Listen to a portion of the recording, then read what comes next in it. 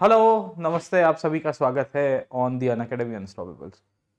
दोस्तों, हमने एक सीरीज शुरू की है। ये सीरीज अवर पास्ट वन यानी कि न्यू एनसीईआरटी का ओल्ड वर्जन है, और exploring society India and beyond यानी कि सबसे लेटेस्ट एनसीईआरटी है 2025 की। उसके कंटेक्स्ट में हिस्ट्री, आर्ट एंड कल्चर में से कैसे सवाल आ सकते हैं उसको chapter by chapter, topic by topic अपन पढ़ रहे हैं। इसी के कंटिन्यूएशन में हमने एक सेशन में पहले डिस्कस किया था regarding introduction to history and the sources of history. उसको आगे चलते हैं और आज देखने की कोशिश करते हैं कि भारत का नाम कैसे पड़ा। एक एनसीईआरटी के अंदर बहुत इंटरेस्टिंग टॉपिक दिया हो गया है। खैर, इसके ऊपर एक पीवाईक्यू भी आया हुआ था। दूसरा, अगर आप देखने की कोशिश करोगे तो भारतीय इतिहास के कंटेक्स्ट में जब हम लोग हिस्ट्री को और समझते हैं तो हिस्ट्री में जो पहला एज है जिसे हम लोग स्टोन एज कहते हैं, उसका इवोल्यूशन कैसे हुआ, एनसीईआरटी के कंटेक्स्ट में क्या लिखा गया, उसकी भी चर्चा करेंगे। आप सभी को मैं वेलकम करता हूं अनअकैडमी के ऊपर। ये हमारी एक कॉम्प्रिहेंसिव सीरीज है जहां हम लोग एनसीईआरटीज को बहुत डिटेल वे के अंदर पढ़ रहे हैं और आपके लिए एक वन स्टॉप सॉल्यूशन लेके आ रहा है। इस वीडियो में आगे जाने से पहले, अगर आप यूपीएससी की तैयारी कर रहे हो फुल टाइम और अगर आपको और भी अंडरस्टैंडिंग गेन करनी है, आपको कंसेप्चुअल क्लैरिटी के साथ और वो भी फैक्ट्स और मैं कहूँगा डिटेल सिलेबस के साथ, तो ज्वाइन करिए हमें अनअकैडमी पे। जी हाँ दोस्तों, अनअकैडमी पे मैं फुल टाइम क्लासेस लेता हूँ। ये मेरी प्रोफाइल है। आप इसको ये क्यूआर स्कैनर के थ्रू भी ज्वाइन कर सकते हो। तकरीबन तकरीबन 390 मिलियन वॉच मिनट्स कैंडिडेट्स ने, हमारे एस्पायरेंट्स है जो मित्र है, उन्होंने हमारे क्लासेस को अटेंड किया है। और खासियत यह है कि इसमें आपको बैचेस, कोर्सेज, फ्री क्लासेस सब कुछ यहाँ पे मिल जाएगा। मुझे फॉलो करना आप भूलिएगा। आपको पूरी की पूरी हिस्ट्री की वन स्टॉप सॉल्यूशन मैं आपको अनअकैडमी के ऊपर दूंगा। इसके सिवाय हमारे जो अनअकैडमी के टॉप एजुकेटर्स है वो कॉम्प्रिहेंसिव कोर्सेज और बैचेस के माध्यम से आपका जो सिलेबस कवरेज है उसमें आपको जरूर से हेल्प करेंगे। तो ज्वाइन करिएगा, आपके लिए बहुत गोल्डन अपॉर्चुनिटी है। अभी 19,999 रुपीज के अंदर आपको एक साल का सब्सक्रिप्शन और उसमें अप टू 12 मंथ्स का एक्सटेंशन मिल रहा है। ये कोड यूज करोगे पीएन लाइव तो इसका भी जरूर से लाभ उठाइए। पीएन लाइव कोड यूज करना ना भूलिएगा। जीएससी सेट पूरी की पूरी टेस्ट सीरीज सब कुछ यहाँ पे आपको अवेलेबल कराया जा रहा है। और खासियत यह है कि इसमें आपके आंसर राइटिंग प्रैक्टिस से लेके जितने भी बैचेस कोर्सेज हम लोग कराएंगे उन सब में आपको एक्सेस मिलेगा। तो इसका बहुत फायदा होगा, वरना आपकी ये जो फीस है 19,999 ये बढ़ जाएगी 24,999 के आसपास होने की शक्यता है। ये आप एक बार कोर्स को लोगे, जब आप सब्सक्रिप्शन लोगे तो आपको जितनी भी नई बैचेस है, जैसे 26 के लिए आरंभ बैच है, फाउंडेशन बैच इंग्लिश के लिए है, संभव बैच है, इन सब में एक्सेस मिलेगा based on the time duration. अगर आप एक साल का सब्सक्रिप्शन ले रहे हो तो आपको एक साल की बैचेस का एक्सेस मिलेगा। 2 साल, या अगर आप कॉलेज में हो और आप पार्ट टाइम तैयारी करना चाह रहे हो तो आप 2 या 3 साल का भी सब्सक्रिप्शन ले सकते हो। इसमें भी आपका बहुत अच्छा खासा फाउंडेशन हो जाएगा इन द न्यू बैच जो इंग्लिश में है, यानी कि हिंदी और इंग्लिश में। इसका भी आपको लाभ मिल सकता है। बाकी आप 1-to-1 सीसेट पढ़ना चाहते हो, जहां आपका भी कैमरा ऑन होगा दोनों साइड से और टू वे इंटरेक्शन आप कर सकते हो, तो सीसेट की पाठशाला मधुकर सर लेके आए हैं। आप ये सेशन भी अटेंड कर सकते हो। डिस्क्रिप्शन बॉक्स में इसकी आपको लिंक मिल जाएगी, जरूर से आप लाभ उठाइए। बाकी अगर आप ऑप्शनल की तैयारी करना चाहते हो तो मैं हिस्ट्री ऑप्शनल पढ़ाता हूँ और मेरे साथ वो एजुकेटर्स है, वो एग्रीकल्चर से लेके मैथमेटिक्स से लेके पीएसआर से लेके एंथ्रोपोलॉजी से लेके जितने भी डिफरेंट डिफरेंट ऑप्शनल्स है उन सब की कॉम्प्रिहेंसिव कवरेज हम लोग कराते हैं। तो आप ऑप्शनल की क्लासेस में भी ज्वाइन कर सकते हो। जीएस प्लस ऑप्शनल का कंबाइंड है ना सब्सक्रिप्शन आप ले सकते हो 27,999 रुपीज के अंदर, जिसमें मेरा हिस्ट्री का लाइव और रिकॉर्डेड का आपको मिक्स्ड अप्रोच के थ्रू ऑप्शनल का क्लासेस मिलेगा। तकरीबन तकरीबन 600 आवर से ज़्यादा हम लोग ऑप्शनल्स की तैयारी कराते हैं खाली हिस्ट्री के अंदर। तो आप इसके अंदर भी अपना जो मैं कहूँगा कि जो अंडरस्टैंडिंग आप गेन करना चाहते हो, डेप्थ गेन करना चाहते हो, वो भी आप ले सकते हो। सब्सक्रिप्शन लेते समय ये कोड को यूज़ करना ना भूलिएगा, पीएन लाइव, जो आपको मैक्सिमम डिस्काउंट भी देगा। खैर, चलते हैं आगे और समझने की कोशिश करते हैं एनसीईआरटी को। दोस्तों, एनसीईआरटी के मैंने आपको बताने की कोशिश की थी, ये जो स्टैंडर्ड 6 की नई एनसीईआरटी आई है उसमें ज्योग्राफी, सिविक्स सब कुछ इंक्लूडेड है। तो हम लोग क्या कर रहे हैं कि खाली हिस्ट्री और कल्चर के रिलेटेड जो भी इंपॉर्टेंट चैप्टर्स है उसी के ऊपर से बात करेंगे, राइट सर? ठीक है। तो उसमें पिछले क्लास में मैंने आपको timeline and sources of history के ऊपर चर्चा की थी। आज एक बहुत इंटरेस्टिंग चैप्टर यहाँ पे दिया गया है, इंडिया दैट इज भारत। उसके ऊपर थोड़ी चर्चा कर देते हैं कि भाई इंडिया का नाम कैसे बढ़ा, भारत का नाम कैसे बढ़ा, इंडिया दैट इज भारत की कहानी किस तरह से चल के आई है सर। ठीक है। अब आप देखिए कि ये जो पुरानी एनसीईआरटी है इसमें भी थोड़ी बहुत बातें आपको देखने को मिलती रहेगी, राइट? ओके। और ये जो नई एनसीईआरटी है इसमें तो आपको डिटेल में इंडिया दैट इज भारत की पूरी डिस्कशन आपको मिलती रहती है। अब आप देखिए कि भारत का संविधान भी अगर आपने पढ़ा होगा तो उसके अंदर भी ये बात है कि India that is Bharat shall be a union of states. Okay, तो ऐसा तो है नहीं कि भारत जो नाम है ये पहली बार आपको देखने को मिलता रहता है, राइट। ओके, अब सवाल यहाँ से ये निकल के आता है कि अगर हम लोग ये कहते हैं कि India that is Bharat shall be a union of states, तो ये India that is Bharat shall be a union, ये भारत नाम कहाँ से मिल के आया है, इंडिया नाम कहाँ से मिल के आया है। इंडिया जो है वो क्या हमने ही रखा है, किसी विदेशी ने भारत के बारे में बताया है? इन सब का सॉल्यूशन हिस्ट्री में मिलता है सर, ठीक है। मैंने आपको पिछले क्लास के अंदर भी बताने की कोशिश की थी कि हिस्ट्री हमेशा सोर्सेस के ऊपर से है। तो जो भी लिटरेचर के सोर्सेस है, खास करके साहित्य के जो स्रोत कहते हैं हम लोग, उसके अंदर हमें बहुत सारी डिटेल इंसाइट्स मिलती है about the name of India sir, ठीक है। आपको यूपीएससी पीटी के अंदर बहुत बार सवाल भी पूछता है कि ये जो भारत नाम है ये कहाँ से निकल के आया, या इंडिया नाम किसने दिया था, हिंदुस्तान किसने आइडेंटिफाई किया था। हमारे बहुत सारे नाम है ना आज की तारीख के अंदर, right, we have so many names. Okay, तो it is the sources that has highlighted this different names of history sir, ठीक है। और सोर्सेज में मैंने आपको कल के क्लास के अंदर भी बताया था कि सोर्सेज जब हम लोग आइडेंटिफाई करने की कोशिश करेंगे तो दो प्रकार के सोर्सेज होंगे, एक आर्कियोलॉजिकल सोर्सेज होगा, पुरातात्विक होगा, और दूसरा लिटरेचर का यानी कि लिटरेरी सोर्सेज। ये जो सोर्सेज की कहानी आपको देखने को मिलती है उसमें हम लोग जब लिटरेचर को आइडेंटिफाई करते हैं तो लिटरेचर के अंदर आपको क्लियर हो जाना चाहिए कि कैसे डेवलपमेंट रहा है, राइट। ओके, तो लिटरेचर में खास करके जो फॉरेन ऑथर्स आपको देखने को मिल जाएंगे, उन्होंने इंडिया के बारे में बहुत सारी चीजें लिखी है। क्या ये विदेशी ऑथर्स ने ये नाम इंडिया की कहानी में बताया था सर, ठीक है, या हम लोग भारत के जो लोकल ऑथर्स है, खास करके कोर्ट ऑथर्स के रूप में आपको देखने को मिल जाते हैं, या पोएट्स आपको देखने को मिल जाते हैं, उन्होंने ये शब्द भारत आइडेंटिफाई किया था, कहाँ से दिया था सर, ठीक है। तो आपको यूपीएससी पूछ सकता है कि इंडिया के नेमकरण के पीछे या नामकरण के पीछे कहानी किस तरह से चली है सर, ठीक है। तो अवर पास्ट में भी ये कुछ दिया हुआ है और साथों के साथों आपको यहाँ से भी मिलता है सर, ठीक है। अगर आप हिस्ट्री की टाइमलाइन को देखने की कोशिश करिए, मैंने आपको कल भी बताया था अर्थ की जियोलॉजिकल टाइमलाइन के साथ जुड़ा हुआ है, राइट और रॉन्ग सर, ठीक है। और ये जियोलॉजिकल टाइम स्केल के साथ ही हिस्टोरिकल टाइम स्केल भी आपको देखने को मिलती रहती है, राइट, है ना, कि पहले बिग बैंग की थियरी होती है, फिर धीरे धीरे अर्थ का इवोल्यूशन होना शुरू हुआ सर, फिर अलग अलग सेल्स बनने शुरू हो गए, फिर ऑक्सीजन डेवलप हुआ, और फिर ग्रेजुअली यहाँ पे अगर आप देखोगे तो होमोसेपियन 3 लाख साल के या उसके इर्द गिर्द के टाइम के आसपास आपको देखने को मिल जाएंगे, राइट सर, ठीक है। अब आप देखने की कोशिश करिए कि वहां से जो ट्रांजिशन हुआ उसमें से करीबन 6,500 7,000 साल के आसपास आपको राइटिंग का डेवलपमेंट मिलता रहता है, यानी कि लोगों को लिखना आना शुरू हो गया, right, people started writing and understanding around sir. Okay, वहां से ही फिर धीरे धीरे आपके ज्योग्राफिकल जोन्स, कल्चरल जोन्स बनने शुरू हो गए, जहां हम लोग आज की जो इंडिया की कहानी है उसको देखते हैं कि भाई नाम कहाँ से निकल के आया, राइट। ओके, हमने आपको कल के क्लास के अंदर ये भी बताने की कोशिश की थी कि भाई देखो, इतिहास के अंदर जब हम लोग टाइम पीरियड को क्लासिफाई करते हैं तो उसको दो पीरियड में क्लासिफाई किया जाता है, राइट। एक है बिफोर कॉमन एरा, राइट और रॉन्ग, और दूसरा है कॉमन एरा सर, ठीक है। कॉमन एरा और बिफोर कॉमन एरा के बीच में डिफरेंसेस तो मैंने आपको बता ही दिए थे कि वो जीसस क्राइस्ट का एक ईयर है, इसको हाइपोथेटिकल ईयर के रूप में कंसिडर किया गया है। उनके पहली बनी हुई घटना और उनके बाद की बनी हुई घटनाओं को हम लोग डिफरेंशिएट करते हैं, अंडरस्टूड दिस पार्ट। ओके, अब आप समझने की कोशिश करिए कि ये जो भारत शब्द है या इंडिया शब्द है हमको कहाँ से निकल के आया है और कहाँ पे देखने को मिलता है सर, ठीक है। तो ये जो बुक है ना आपकी, ये स्टैंडर्ड 6 की exploring India society and beyond, society India and beyond, ये सोसाइटी इंडिया एंड बियॉन्ड के अंदर ही आपको इंडिया दैट इज भारत का एक चैप्टर दिया गया है। थोड़ी इसकी चर्चा करते हैं फिर आगे समझने की कोशिश करेंगे सर, ठीक है।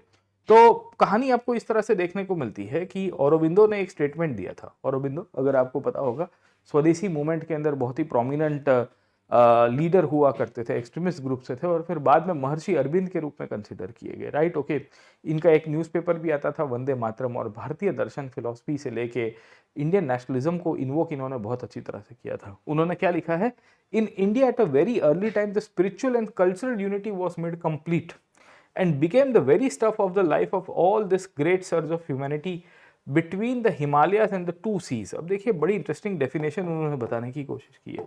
उन्होंने क्या बताया है कि भारत एक ऐसा प्रदेश के रूप में है, या एक इंडिया एक ऐसा प्रदेश के रूप में था जहां बहुत ही अर्ली टाइम से, यानी कि प्रारंभिक समय से ही स्पिरिचुअल यानी कि कल्चरल यूनिटी निकल के आ गई थी। अब देखिए इतिहास में ये जो भारत की कंसीविंग हुई है या भारत की जो स्थापना हुई है कैसे हुई, आप खुद ही सोचिए सर, ठीक है।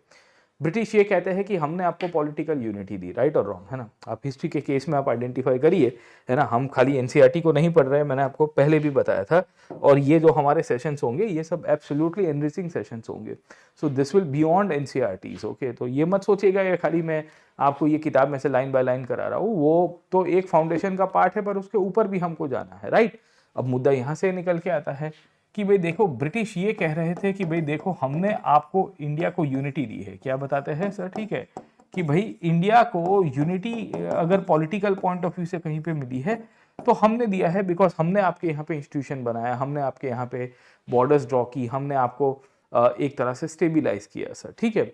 पर हम लोग जब इंडियन यूनिटी की बात करते हैं तो जो हिस्ट्री है, हिस्ट्री में आपको बहुत बार एग्जाम्पल मिल जाते हैं, राइट और रॉन्ग सर, ठीक है। तो जैसे औरोबिंदो ने ये आइडेंटिफाई करने की कोशिश की है, और औरोबिंदो क्या बताते हैं, औरोबिंदो ये कह रहा है कि बहुत ही अर्ली टाइम से इंडियंस के अंदर स्पिरिचुअल और कल्चरल यूनिटी हुआ करती थी, और स्पिरिचुअल और कल्चरल यूनिटी हुआ करती थी। शायद इसी के कारण हम लोग का जो नाम है, वो हमारी कल्चर जो है वो बहुत सिमिलरिटी मिलती है, राइट और रॉन्ग सर, ठीक है। और उन्होंने कहा है कि राइट फ्रॉम द हिमालयाज, मतलब देखिए लोकेशन भी देखने की कोशिश करिए सर, ठीक है। उन्होंने कहा है कि हिमालय की पहाड़ियों से शुरू होते हुए, ठीक है, दो सीज के बीच में, दो सीज के मतलब क्या होता है, जैसे से for example this are the Himalayan mountains, right और रॉन्ग, ये हिमालयन रेंज है आपकी, राइट। यहाँ पे आपका अरेबियन सी आ जाता है, राइट, ओके। यहाँ अगर आप देखोगे बे ऑफ बंगाल की कहानी इन्होंने आइडेंटिफाई किया है, और ये आपका इंडियन ओशन वाला रीजन है सर, ठीक है। तो उन्होंने कहा है कि हिमालयस और दो सीज के बीच में जो रीजन है वहां पे ऑलरेडी एक पॉलिटिकल और कल्चरल यूनिटी डेवलप हो चुकी थी, और उसी को ही वी विल सी कि इंडिया के केस में उन्होंने डिफाइन किया है, समझे कि नहीं समझे, है ना।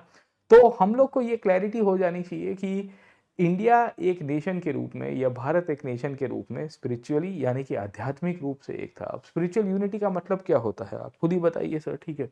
आपको ये क्लैरिटी हो जानी चाहिए कि how will you define the term spiritual unity and cultural unity.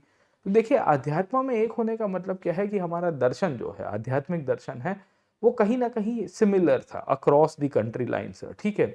मतलब वो चाहे नॉर्थ से लेके आप साउथ तक चले जाओ, वेस्ट से लेके ईस्ट तक चले जाओ, सेंट्रल इंडिया चले जाओ, कहीं और चले जाओ सर, ठीक है। उनके अंदर एक आध्यात्मिक यूनिटी आनी शुरू हो गई थी। अब कैसे आएगी सर, ठीक है। जैसे वेद है या वैदिक रिलीजियस ट्रेडिशंस को फॉलो करने की जो प्रक्रिया है, उसमें कहीं ना कहीं आपको अध्यात्म देखने को मिलता है। अध्यात्म में आदि शंकराचार्य को आप देख लीजिए। आदि शंकराचार्य कहाँ से बिलोंग करते थे, he belong to the southern part of the country. Adi Shankaracharya को अगर आप देखने की कोशिश करोगे, वो नॉर्थ में जाते हैं, राइट। नॉर्थ में जाके उन्होंने आश्रमों की स्थापना की। जब ये आश्रमों की स्थापना की तो वो क्या दर्शाता है, what does that signifies around, okay. तो वो एक स्पिरिचुअल आश्रम मतलब मठों की स्थापना की। अगर आपको पता होगा, जो चार धाम है, चार धाम में आदि शंकराचार्य का बहुत बड़ा योगदान है, राइट। तो एक पुरी के अंदर आपको धाम देखने को मिल जाता है, या आपने देखा होगा कि ये क्या कहते हैं, in the south India Rameswaram वाले रीजन में, श्रृंगेरी वाले रीजन के अंदर आपको मठ देखने को मिल जाएगा, या द्वारिका के अंदर मिल जाएगा, या आप देखने की कोशिश करोगे पुरी के अंदर या बद्रीनाथ में सर, ठीक है। तो दर्शाता है कि ये अध्यात्म में एक थे हम लोग, है ना। विष्णु जी को अक्रॉस द कंट्री वर्शिप किया जाता था। कल्चरल और ट्रेडिशंस के रूप में अगर आप देखिए, परंपरा ऐसी हुआ करती थी जो भारत को काफ़ी कल्चरल बॉन्डिंग दे रहा था, राइट। तो पॉलिटिकल यूनिटी शायद बाद में आई होगी सर, ठीक है।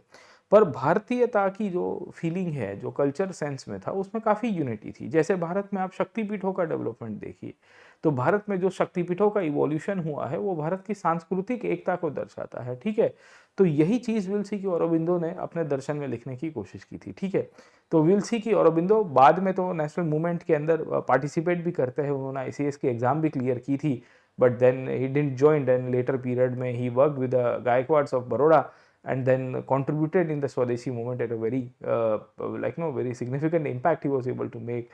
फिर बाद में वो रिटायर्ड हो जाता है एंड ही जॉइंस दी औरोविल या औरोबिंदो की जो आश्रम की स्थापना है वो यहाँ पौंडीचेरी के पास खोल दी गया है सर, ठीक है। पर ये पहली चीज आपको क्लियर हो जानी चाहिए कि भारत एक था सर, ठीक है ना। एंड वी विल सी कि became the very stuff of life of all the great surge of humanity between the Himalayas and the two seas around, okay. अब सवाल यहाँ से ये निकल के आता है ना, कि how will you define India. Aurobindo ने तो ये लाइन बता दी है सर, इंडिया किसको डिफाइन करने की कोशिश करोगे, इंडिया की हिस्ट्री में कहाँ कहाँ पे नाम थे सर, ठीक है। तो देखिए, मैंने आपको पहले भी कहा कि सोर्सेज जो है, सोर्सेज के अंदर ही आपको नाम देखने को मिलते रहते हैं, अंडरस्टूड दिस पार्ट, ओके। तो इतिहास में जितने भी अलग अलग सोर्सेस है, they have given different different names for the country around, कि भाई देखो आपका नाम ऐसा था, आपके इतिहास में आपको इस तरह से आइडेंटिफाई किया गया है सर, ठीक है। तो हम लोग को ये सोर्सेस के अंदर से आपको सवाल आते हैं, थोड़े बहुत क्लैरिटी हो जानी चाहिए सर, ठीक है। तो हम जिसे इंडिया के रूप में मैंने बताया ना, औरोबिंदो की डेफिनेशन के रूप में कंसिडर किया गया है। तो औरोबिंदो ये बताते हैं कि हिमालय से सर, ठीक है ना, ये रहा है हिमालय और 2 सीज के बीच में, अरेबियन सी और बे ऑफ बंगाल के बीच में, यहाँ पे जो जगह है उसको इंडिया के रूप में कंसीडर किया गया है। सो ये identifies this place as India, Arabian sea और बे ऑफ बंगाल के कंटेक्स्ट में उन्होंने आइडेंटिफाई करके ये बताने की कोशिश की। अब सवाल ये आता है कि इंडिया नाम कैसे पड़ा या भारत नाम कैसे पड़ा। अब आपने हमारे संविधान के अंदर तो देखा ही होगा सर, ठीक है, इंडिया के कॉन्स्टिट्यूशन में तो ये चीज़ बहुत क्लियर कट लिखी गई है, राइट, और एक्सप्लिसिटली लिखी गई है। जैसे part 1 of the Indian constitution को अगर आप पढ़ोगे तो उसमें लिखा गया है कि India that is Bharat shall be a union of states. Okay, आपने पॉलिटी के अंदर भी पढ़ा होगा। तो हम जब ये कहते हैं कि भाई India that is Bharat shall be a union of states, how did the name India came into the picture, how did the name we can say Bharat came into the picture, what are the different different names of this country. आपको UPSC इसके अंदर से सवाल पूछ सकता है कि हमारे अलग अलग नाम कैसे पड़े हैं सर, ठीक है ना, समझे। तो देखिए इंडिया का जो नाम है वो 2 लोगों ने दिया, ठीक है ना, समझे कि नहीं समझे, है ना, यहां से बताने की कोशिश करता हूं सर, ठीक है। हाउ वॉज इंडिया नेम्ड, अगर हम लोग हिस्ट्री के केस में देखने की कोशिश करोगे तो आपको ये क्लैरिटी हो जानी चाहिए कि there're 2 basically nomenclature related to it sir, ठीक है।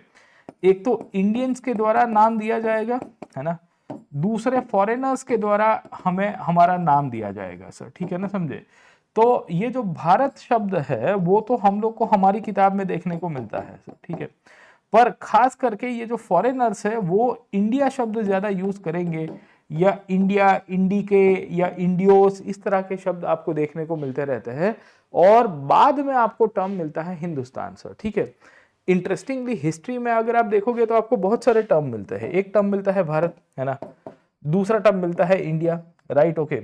तीसरा टर्म अगर आप देखोगे तो हम लोग आज भी यूज करते हैं Hindustan, and we use it in a very synonymous way, है ना, हम बहुत सिनोनिमसली इसको यूज करते हैं। इंडिया, भारत, हिंदुस्तान, इस तरह के नाम आपको मिलते रहेंगे। अच्छा, चौथा नाम अगर आप देखिए इतिहास के अंदर ही उठा के मुझे आइडेंटिफाई करना हो तो आपको इतिहास में मिलेगा जम्बूद्वीप, जम्बूद्वीप, ठीक है ना, इस तरह के नाम आपको देखने को मिलते हैं जो प्राचीन भारत के लिए यूज होते हैं। तो there were so many names, okay ना, आपको इस तरह के नाम आपको बहुत सारे मिलते रहेंगे। इनमें से कौन सा ओरिजिनल है। अब जैसे भारत नाम है, ये कहाँ से पढ़ के आया है और भारत की पूरी हिस्ट्री कहाँ से आपको मिलती रहती है। तो द नेम भारत, है ना, ये हम लोग जिसको आइडेंटिफाई करने की कोशिश करते हैं उसकी नॉलेज हमको ऋग्वेद ने दी है, याद रखेगा सर, ठीक है ना। The name Bharat has been highlighted into the book called as Rigveda sir. अब आप पूछोगे ऋग्वेद में भारत नाम एक्सप्लिसिटली ऐसा लिख दिया था कि भाई ये जो जगह है उसका नाम भारत रखेंगे, नहीं सर, ठीक है। ऋग्वेद नाम की जो टेक्स्ट बुक है, जो वैदिक पीरियड की बुक हुआ करती थी, उसमें हम लोग को नॉलेज मिलता है। कैसे पता चलता है सर, ठीक है। तो ऋग्वेद ने, we will come to know, कि एक जगह का नाम आइडेंटिफाई किया था जिसे हम लोग कहते हैं सप्त सिंधव। सप्त सिंधव का मतलब क्या होता है सर, ठीक है ना, उन्होंने ऋग्वेद के अंदर बहुत सारे टर्मिनोलॉजीज देखने को मिलती है, उनमें से एक जगह देखने को मिल जाती है जिसे हम लोग कहते हैं Sapta Sindhava. Sapta Sindhava is the 7 rivers of the Indus belt और द इंडस जोन सर, ठीक है। तो इंडस, झेलम, चेनाब, बियास, है ना, सतलज, राबी आपको देखने को मिल जाती है। इसमें सरस्वती को भी इंक्लूड कर दियोगे सर, ठीक है। तो इस तरह से सप्त सिंधव की पूरी कहानी मिलती है। सिंधु या सिंधव नदी, जो इसको इंडस के रूप में भी कहेंगे, राइट सर, ठीक है। अब सवाल ये आता है कि भाई यहाँ तो भारत नहीं आया, यहाँ तो भारत था नहीं, तो ऋग्वेद में तो भारत, अभी तो मैंने आपको बताया कि भाई ऋग्वेद में भारत के नाम आपको मिलता है, ऋग्वेद में तो सप्त सिंधु का नाम आपको मिलता रहता है, तो भारत का नाम कहाँ से मिल रहा है सर, ठीक है। How do we come to know about the term, and we will see कि इंटरेस्टिंगली हम लोग को महाभारत जैसी टेक्स्ट बुक के अंदर पता चलता है। महाभारत में भारतवर्ष या जम्बू द्वीप के नाम की कहानी आपको देखने को मिलेगी। तो ये भारत नाम कहाँ से आया भाई सर, ठीक है, and how this different different terminologies identify sir, okay. तो अगर आप इतिहास के अंदर देखने की कोशिश करेंगे सर, ठीक है ना, समझे, तो एक टर्म बहुत देखने को मिलता रहता है जिसे हम लोग कहते हैं भारतवर्ष। क्या कहते हैं, भारतवर्ष सर, ठीक है। अब आप पूछोगे कि सर ये भारतवर्ष की कहानी किस तरह से चलती रहती है, and how does the term Bharatvarsh is relevant with respect to the history sir, ठीक है। तो भारतवर्ष एक शब्द यूज किया गया था which was used specifically for the people living in the subcontinent. Subcontinent समझ में आता है sir? Subcontinent is a place that includes the Akhand Bharat, right from north west frontier parts of the country that is somewhere over here sir, ठीक है, वहां से लेके यहाँ तक पूरा का पूरा, या दक्षिण पूर्वी के एशिया के कुछ प्रदेशों तक इंक्लूड कर दोगे तो इन सब प्रदेशों को इंडियन सब कॉन्टिनेंट कहते हैं, है ना, कि भाई भारत का एक उप महाद्वीप है। ये उप महाद्वीप के अंदर रहने वाले जो लोग हैं, वहाँ की जो प्रजा है, उस जगह को भारतवर्ष के रूप में आइडेंटिफाई किया गया है महाभारत के अंदर भी, ऋग्वेद के अंदर भी सर, ठीक है ना, समझे? तो बहुत सारी किताबें आपको प्राचीन भारत के अंदर से देखने को मिलती रहेगी जिसके अंदर ये शब्द यूज किया गया है, जो ये कह रहा है कि the subcontinent and the text include the names of the numerous peoples and the rivers sir, ठीक है। तो ऋग्वेद के अंदर हमको ये पता चलता रहेगा। अब सवाल ये आता है कि भाई ये जो भारतवर्ष है वो भारत के ऊपर से पड़ा है सर, ठीक है। तो हम कहते हैं कि हम भारत देश के लोग हैं, हम भारतीय हैं, हमारे अंदर भारतीयता उभर के आ गई है। इसकी कहानी कहाँ से निकल के आई सर, ठीक है। तो एनसीईआरटी कहती है कि Bharatvarsh means the country of the Bharatas, है ना, कि भारत में रहने वाले लोग हैं, उस जगह के हम लोग उस सब कॉन्टिनेंट को कहते हैं भारतवर्ष, है ना। Bharatvarsh is the greater land of the Indian सब कॉन्टिनेंट। अब सवाल ये आता रहता है कि भाई ये भारत नाम कहाँ से आया है सर, ठीक है। तो Bharat is a name of the first, है ना, is a name that first appears in the Rigveda where it refers to one of the Vedic groups of the people. In the later literature, several kings named Bharat are also mentioned. This is the very important fact around sir, ठीक है। अब देखिए पहली चीज आपको clear हो गई है कि भाई हम जिसे इंडिया दैट इज भारत के रूप में आइडेंटिफाई करते हैं, उसमें ये जो भारत शब्द है, ये भारत शब्द की कहानी कैसे निकल के आई? ऋग्वेद के अंदर से निकल के आई। ऋग्वेद में क्या बोला गया है? ऋग्वेद में ये स्पेसिफिकली बोला गया है कि भाई देखो ये भारतवर्ष करके जगह है, इसका डेफिनेशन भारत से आया है। भारत एक राज्य का नाम या राजा का नाम हुआ करता था। वी विल सी कि एक ट्राइब का नाम आपको उसके साथ देखने को मिलता रहेगा sir, getting my point, okay. तो सुदर्श करके एक राजा थे ऋग्वेद के अंदर। अगर आप ऋग्वेद में छठा मंडल देखने की कोशिश करोगे तो उसमें ये राजा के नाम आपको मिलते रहते हैं। आर्य जो किंगडम्स हुआ करते थे, उन्हीं के अंदर से आपको ये राजा भारत की भी कहानी देखने को मिलती रहेगी, ठीक है। तो वी विल सी कि ऋग्वेद में आपको भारत का नाम आपको मिलता रहता है। पहली चीज आपको समझ में आई sir, getting my point, okay. अब आज का जो इंडिया है वो कैसे बन के आया है सर, ओके। प्राचीन भारत के तो बहुत सारे नाम थे, मैंने आपको बताया। जैसे एक नाम भारत था, वैसे एक नाम आपको जम्बू द्वीप देखने को मिलता रहता है, राइट, ओके। चलो भारत और भारतवर्ष तो समझ में आ गया। Bharatvarsh is called as the Indian subcontinent which was defined from the word Bharat. Bharat was the name of a king. Also, we can say a kind of a kingdom or a dynasty जो basically rule करती थी राजा भारत के वंश से ही। उन्हीं के वंश से राजा सुदर्श हुआ करते थे, जिन्होंने 10 राजन्य की लड़ाई भी की थी। आप कभी हमारे प्लस क्लासेस के ऊपर आइएगा तो I explain you around, okay. What was the main dynasty and the fight all about? अब देखने की कोशिश करिए कि ये तो पूरा भारत का नाम की कहानी आपको देखने को मिलती है। अब सवाल यहाँ से ये निकल के आया है कि ये जो जम्बूद्वीप है, ये जम्बूद्वीप की स्टोरी कैसे निकल के आई सर, ठीक है। तो अगर आप महाभारत को देखोगे तो महाभारत की कहानी में आपको एक शब्द देखने को मिलता है जम्बूद्वीप। क्या मिलता है? जम्बूद्वीप सर, ठीक है। Mahabharata you might be aware about कि भाई ये तो ऑलमोस्ट पोस्ट मॉडर्न से लेके गुप्ता पीरियड तक आते आते फाइनली उसका कंपाइलेशन हुआ था। एंड इम्पॉर्टेंट हम लोग को इस तरह से भी देखने को मिलता रहता है कि महाभारत में ये जो जम्बूद्वीप है, it connotes a separate political and geographical region sir, ठीक है। तो उसमें भी हम लोग को क्लियर हो जाना चाहिए कि भाई जम्बूद्वीप शब्द कहाँ से निकल के आया and how we will see कि the identification of the Jambudvipa can be done sir, ठीक है। तो प्राचीन भारत में जो जगह हुआ करती थी, या ऑलमोस्ट पूरा ये जो ग्रेटर इंडिया जिसे हम लोग कहते हैं, इंडियन सब कॉन्टिनेंट कहते हैं, उसको जम्बूद्वीप के रूप में भी बहुत लोग कहते हैं, ठीक है ना, हिस्ट्री के कंटेक्स्ट में, राइट, ओके। तो we will come to know कि महाभारत के अंदर भी आपको चीजें देखने को मिलती रहती हैं। महाभारत में और भी रीजन्स के नाम आपको मिलते हैं, जैसे कश्मीर, कुरुक्षेत्र, वंग, प्राग ज्योतिष, कच्छ और आज का केरला सर, ठीक है ना। तो ऐसा नहीं है कि महाभारत में नाम नहीं है। Mahabharata also consist of different different factual data. It talks about regions called as Kashmir in the modern day Kashmir, Kurukshetra जहाँ पे महाभारत हाई फाइट ही हुई थी सर, ठीक है। Vanga, Vanga is a region called as the Banga sir, है ना। तो जिसे हम लोग बंगाल कहते हैं, उसको पहले वंग के रूप में कहते थे। वंग या अंग किंगडम बाद में वहां से बन के आया। प्राग ज्योतिष जिसको आसाम के रूप में कहते हैं, महाभारत में इसका मेंशन है। सो दैट शोज अराउंड कि कल्चरली कितना बड़ा एक एरिया में हमारी जो कल्चरल अलग अलग एग्जिस्टेंस हुआ करती थी वो उस दौर के अंदर है। कच्छ और केरला जैसे रीजन्स की भी मेंशन किया गया है। तो एक तो नाम आपको भारत का पड़ा, एक जम्बूद्वीप के रूप में हम लोग कहते हैं, वो भी आपको देखने को मिलता रहता है, राइट सर, ठीक है। अब सवाल ये आता है कि ये जो भारत शब्द है और कहाँ कहाँ यूज हुआ हिस्ट्री के अंदर से sir, getting on point, okay. तो वी विल सी कि ये जो भारत शब्द है ये कंटिन्यूसली यूज होता रहा फॉर द इंडियन सब कॉन्टिनेंट, इंक्लूडिंग द विष्णु पुराण। विष्णु पुराण का मतलब ये है कि भाई एक ऐसी टेक्स्ट बुक है जो गुप्ता पीरियड के अंदर वी विल सी की कंपोज की गई थी, उसमें भी ये भारत शब्द का मेंशन किया गया है। यूपीएससी आपको पूछेगा कि इनमें से कौन सी किताबों में word Bharat has been used और the Bharatvarsh has been used, okay, explicitly. उसमें पुराणों के अंदर से भी आ सकता है, तो विष्णु पुराण आपको नाम पता होना चाहिए। बेसिकली विष्णु पुराण है और बाकी सारे जो पुराण है, महापुराण जो 18 महापुराण है, वो सब कब कब कंपोज किए गए थे? They were all compose in the Gupta period, है ना, वो गुप्ता पीरियड के अंदर कंपोज किए गए हैं। अब क्या लिखता है विष्णु पुराण? उत्तरम यत् समुद्रस्य, है ना, हिमाद्रिशैव दक्षिणम वर्षम तद भारतम नाम सर, ठीक है ना, समझे।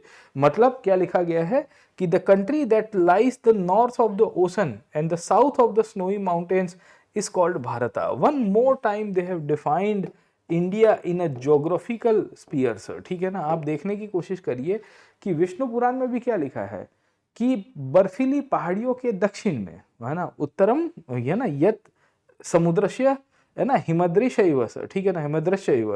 हिमद्रिशैव का मतलब क्या है कि भाई आपके यहाँ पे जो हिमाद्री है, जो आइस माउंटेन्स है, यानी कि आपके हिमालय जो है उसके दक्षिण में है। अब इंडिया की अगर आप ज्योग्राफिकल लोकेशन भी देख लो सर, ठीक है, यहाँ पे आपके हिमालयस देखने को मिलते रहते हैं, राइट और रॉन्ग सर, ठीक है। उसके दक्षिण में हम लोग आते हैं, राइट, और समुद्र के ऊपर की तरफ आते हैं, अंडरस्टूड दिस पार्ट, ओके। तो ये लिखता है the country that lies the north of the ocean and the south of the snowy mountains is called as Bharat. तो ये दर्शाता है कि भाई देखो हमारे यहाँ जो शब्द भारत है that was used right from ancient India sir. आज की तारीख में आपने गवर्नमेंट के डॉक्यूमेंट्स के अंदर भी देखा होगा कि भारत शब्द ज़्यादा यूज हो रहा है सर, ठीक है, कि भाई भारत सरकार या government of Bharat has taken into cognizance about so and so statement made by so and so leader around sir, ठीक है। आपको इस तरह से चीज़ें देखने को मिलती रहती है, राइट, ओके। और भारत और भारतम ये दोनों के दोनों आपको सिमिलर शब्द के रूप में यूज होते हुए मिल जाएंगे। नॉर्थ इंडिया में भारत शब्द यूज होता है, दक्षिण भारत में देखोगे तो भारतम करके एक आपको एक टर्मिनोलॉजी देखने को मिलती है। You find it very quite similar to each other sir, ठीक है। तो पहली चीज तो आपको क्लियर हो जानी चाहिए कि ये जो भारत शब्द है ये हमारी टेक्स्ट बुक से आया है, किसी फॉरेनर्स ने सीधे सीधे नहीं लिखे थे, ठीक है। तो वेद हो गए हो, पुराण हो गए हो, महाभारत जैसी टेक्स्ट हो गई हो, इन सबों में वर्ड भारत की कहानी आपको देखने को मिलेगी सर, ठीक है। अब सवाल ये आता है कि भाई इंडिया शब्द कहाँ से आया? तो फिर now the question comes into the picture around कि भाई how did the term India came into the picture sir, getting on point, okay. तो भारतीय संविधान अगर आप पार्ट 1 के अंदर देखोगे, खैर यहाँ थोड़ा ब्लर हो गया है, पर आपको पता ही है कि लाइन क्या लिखी गई है, इंडिया दैट इज भारत, है ना, India that is Bharat shall be a union of states, समझे कि नहीं समझे? ये लाइन स्पेसिफिकली लिखी गई है, अंडरस्टूड दिस पार्ट, ओके। ये जो इंडिया दैट इज भारत, ये जो आपकी यहाँ पे स्पेसिफिक लाइन लिखी गई है, वही चीज आपके हिंदी के अनुवादन जो संविधान के अंदर ही, हमारा जो संविधान हिंदी में लिखा गया है उसमें भी यही लिखा गया कि भारत अर्थात इंडिया। भारत अर्थात इंडिया का मतलब ये होता है कि इंडिया और भारत एक ही है, we can use it synonymously sir, ठीक है। India that is Bharat shall be a union of states, या भारत अर्थात इंडिया वो एक संघ होगा राज्यों का। इस तरह से आपकी हिंदी के अंदर भी आपको चीजें देखने को मिलेगी सर, ओके। अब सवाल ये आता है कि ये इंडिया शब्द कहाँ से आया, किसने बताया इंडिया शब्द, है ना। अब इंडिया और हमने क्यों बेसिकली इसको इंडिया के रूप में इसको फॉलो किया, इसके ऊपर तो अलग डिबेट है। भारत के संविधान के ऊपर भी जब संवैधानिक सभा बन के आई थी तो इसके ऊपर काफ़ी चर्चा भी हुई है सर, ठीक है। और कॉन्स्टिट्यूंट असेंबली की आपको लंबी चौड़ी डिबेट्स भी देखने को मिलती रहेगी। अब मुद्दा खैर उसके ऊपर नहीं आ जाता है। सवाल ये आता है कि इंडिया नाम कहाँ से आया। तो देखिए इंडिया नाम जो है सामान्यतः अगर आप देखने की कोशिश करोगे तो फॉरेनर्स के द्वारा आपको देखने को मिलेगा यूज़ किया हुआ है सर, ठीक है। और फिर ग्रेजुअली समय के साथ हमें देखने को मिलता है कि जो नाम है वो बहुत ही कॉमन हो गया सर, ठीक है। अब फॉरेनर्स के द्वारा ऐसा नाम क्यों यूज़ किया गया, कहाँ से हुआ गया सर, ठीक है ना, समझे। तो देखिए कि इंडस नदी जो है ना वो हमारा नाम इंडिया के साथ लिंक करता है सर, ठीक है। और इंडस का दूसरा नाम अगर आपको पता होगा तो सिंधु के रूप में भी कहते हैं सर, ठीक है। तो होता क्या है कि जैसे जैसे समय का पहिया आगे जाएगा, अलग अलग विदेशी भारत में आते रहे जिन्होंने इंडिया के बारे में या इंडिया के कंटेक्स्ट में देखोगे तो नोमेनक्लेचर देने में हमारी हेल्प की, मतलब उन्होंने डिस्कवरी की या शब्दों का उपयोग किया सर, ठीक है। अब कौन से फॉरेनर्स की कहानी आपको देखने को मिलती है थोड़ी बहुत, वो देख लेते हैं सर, गेटिंग ऑफर्ड, ओके। तो होता क्या है कि भारत में ये जो विदेशी आए ये कौन कौन आए थे सर, ठीक है। तो फॉरेनर्स की अगर आप लिस्ट उठा के देखने की कोशिश करेंगे ना इंडियन हिस्ट्री में सर, ठीक है, तो ये फॉरेनर्स आपको मल्टीपल मिल जाएंगे। सबसे पहले आपको फॉरेनर्स के रूप में पर्शियंस देखने को मिल जाता है। पर्शियंस के बाद we will come to know कि ग्रीक्स आपको देखने को मिल जाएंगे। ग्रीक्स के बाद हमें देखने को मिलते हैं अरब सर, ठीक है। अरब्स के साथ साथ या ग्रीक्स के बाद आप देखोगे तो चाइनीज आपको मिल जाएंगे। चाइनीज के बाद हमें देखने को मिलते हैं अरब सर, ठीक है। और अरब्स के बाद प्राचीन भारत में और भी लोग आते रहे सर, पर ये मोटे मोटे तौर के ऊपर आपको सीक्वेंस मिलेगा सर, ठीक है। अब पर्शियंस की एंट्री कब होती है इंडिया में वो भी देख लो सर, ठीक है ना। तो इंडियन हिस्ट्री के कंटेक्स्ट में, बिकॉज आपने अगर टाइमलाइन कल के क्लास में भी देखी होगी और मैं इसको रिपीट करवाता रहूंगा, मैं फिर से कह रहा हूं, दिस आर खाली टाइटल बेस के ऊपर एनसीईआरटी की सीरीज है, बट दे आर वे कॉम्प्रिहेंसिव सर। जितना हो सकेगा उतना कॉम्प्रिहेंसिव मैं सेशंस यहाँ पे कंडक्ट कराऊंगा, ये मेरी प्रॉमिस है सर, ठीक है। Will go slow and study, will built up a base, और ये बेस इतना इफेक्टिव होगा कि आप आगे जाके जब एडवांस की स्टडी करोगे या एडवांस लेवल में हिस्ट्री पढ़ने आओगे, आपको यूं लगेगा कि यार ये तो मैं पढ़ लिया था, अब इससे मेरे को और डेप्थ में जाना और मजा आ रही है सर, ठीक है। अब देखिए यहाँ पे देख लीजिए सर, ओके। तो हिस्ट्री में पहला पीरियड आता है स्टोन एज का, है ना, उसको अभी पढ़ेंगे, है ना, आगे की क्लासेस में भी, और उसको डेप्थ में देखने की कोशिश करेंगे, जिसको प्री हिस्ट्री के रूप में भी कहते हैं, राइट। फिर दूसरा आप देखोगे तो हड़प्पन सिविलाइजेशन का पीरियड आता है। फिर आता है वैदिक एज, है ना। वैदिक एज के बाद we will come to know कि भारत में महाजनपद बनते हैं। महाजनपद बड़े किंगडम्स के रूप में होते हैं, और ये जब महाजनपद बन रहे होते हैं ना, तभी हमें देखने को मिलता है कि पर्शियंस इंडिया में इन्वेड करेंगे। अब पर्शियंस का इन्वेजन की कहानी किस तरह से चलती है सर, ठीक है। तो पर्शियंस सबसे पहले इंडिया में आते हैं आज के नॉर्थ वेस्ट इंडिया में, यानी कि इंडस नदी के इर्द गिर्द सर, ठीक है। तो कहानी आपको ये मिलती है कि उस दौर में ये तकरीबन 6th सेंचुरी बीसी का टाइम पीरियड था। कौन सा पीरियड था? 6th century BC. अब आप पूछोगे मुझे 6th सेंचुरी बीसी को कैसे लिखना है मास्टर सर, ठीक है। तो मोटे मोटे तौर के ऊपर 501 बीसी से लेके 600 बीसी तक का जो टाइम पीरियड है उसको हम लोग कहते हैं 6th सेंचुरी बीसी का टाइम पीरियड सर, ठीक है ना। 501 बीसी से लेके 600 बीसी का जो टाइम पीरियड है, it is called as the 6th century BC time sir, ठीक है ना, पहली बात। दूसरी बात, इस दौर में भारत में बहुत सारे महाजनपद बन के आ रहे थे। क्या बन के आ रहे थे सर? ठीक है, महाजनपद बन के आ रहे थे। ये महाजनपद 16 महाजनपद के रूप में थे, बड़े किंगडम्स छोटे किंगडम्स के रूप में थे। तभी ईरानियन ने, पर्शियंस ने इंडिया के ऊपर आक्रमण किया। किसने किया? पर्शियंस ने सर, ठीक है। ये पर्शियंस ने आज के इंडस नदी के किनारे आके आज के पंजाब नॉर्थ वेस्ट इंडिया में अपना कंसोलिडेशन किया। और ये लोग जब आए थे तो इन्होंने शब्द हिंदू या सिंधु के बेसिस के ऊपर से इंडियंस को डिफाइन करने की शुरुआत की सर, ठीक है। तो पर्शियन सबसे पहले थे। ये पर्शियन 6th सेंचुरी से लेके तकरीबन मौर्यन पीरियड के पहले तक भारत में रहे, मतलब उनका प्रभाव भारत में रहा, काफी लंबा प्रभाव रहा है इतिहास के रूप में। उन्होंने इंडियंस के साथ बहुत इंटरेक्ट किया है, they have interacted greatly with the Indians, okay. उन्होंने इंडिया के अंदर आप देखोगे कल्चरल एक्सचेंजेस किए हैं, पॉलिटिकल एक्सचेंजेस हुए हैं, उनके भारतीय राजाओं के साथ लड़ाइयाँ हुई है सर, ठीक है। और finally they have accepted the reality कि वो भारत के ऊपर पूरा तो बेस नहीं बना सकते, but they have started mentioning about India to the western world around sir, ठीक है। तो ये जो इंडिया शब्द है ना, ये पर्शियन इम्पैक्ट के कारण होता है, राइट, ओके। तो एनसीईआरटी में क्या लिखा गया है? एनसीईआरटी में लिखा गया है कि who are the first foreigners to mention India. कौन थे सबसे पहले फॉरेनर्स जो इंडिया के बारे में मेंशन कर रहे थे सर, ठीक है। तो लिखता है एनसीईआरटी कि that the very first foreigners to mention India were the Persians around, okay. In the 6th century BC, a Persian emperor launched a military campaign and gained control on the regions of the Indus River sir, ठीक है ना, Indus के western side के ऊपर।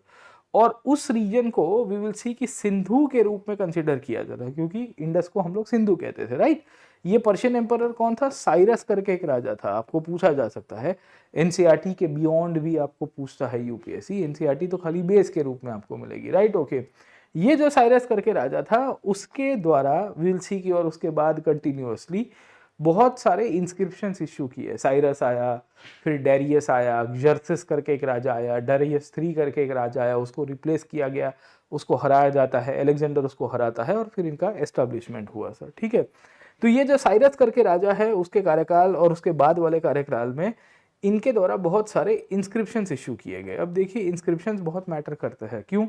क्योंकि उस time पे तो पत्ते नहीं थे, पेजिस नहीं थे। पेज कब बनना शुरू हुआ? तो देखिए भारत में तो 10th 11th सेंचुरी के बाद या 11th सेंचुरी के ट्रांजिशन में पेज यानी कि आज का जो पेपर है उसका यूज होना शुरू होता है इन हिस्ट्री राइटिंग और we can say writing of data and records. Okay, तो पहले इंस्क्रिप्शन ही होते थे। इंस्क्रिप्शन मैंने आपको कल भी बताया था कि inscription are done on hard surface. Okay, तो जो भी हार्ड सरफेस होता है उसके ऊपर इंस्क्रिप्शन किए जाते हैं, राइट। ओके, तो इसमें ये इंस्क्रिप्शंस किए गए हैं। इस इंस्क्रिप्शंस के कंटेक्स्ट में पर्शियंस ने शब्द लिखा है हिंद। देखिए क्या शब्द लिखा है? हिंद।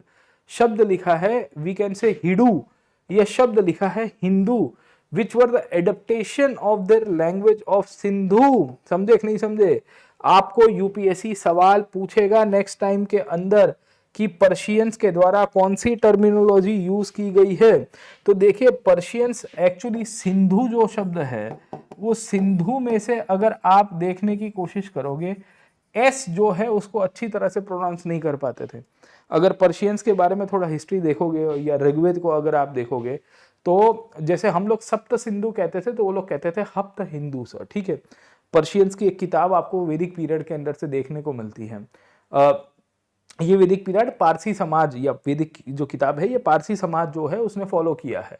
वो हम लोग असुरा कहते थे, वो कहते थे अहूरा सर। ठीक है ना। हम दास कहते थे, वो कहते थे दाह। तो वो स को बहुत ही साइलेंटली बोलते हैं, उनको स में प्रोनाउंसिएशन में प्रॉब्लम था और शायद इसी के कारण ये सिंधु तो नहीं बोलते हैं, पर इन्होंने इंडस के वेस्टर्न साइड में जब अपना बेस बनाया तो इस रीजन में रहने वाले लोगों को हिडू के रूप में कहा सर। ठीक है, यहाँ पे ही शब्द हिंदू भी यूज किया गया है। देखो फिर से एनसीईआरटी के केस में ही हम लोग को ये मान्यता ऐसी है कि अरब्स ने सबसे पहले यूज किया था, पर अरब से पहले ही वी विल सी कि पर्शियंस के द्वारा ये शब्द यूज किया गया है।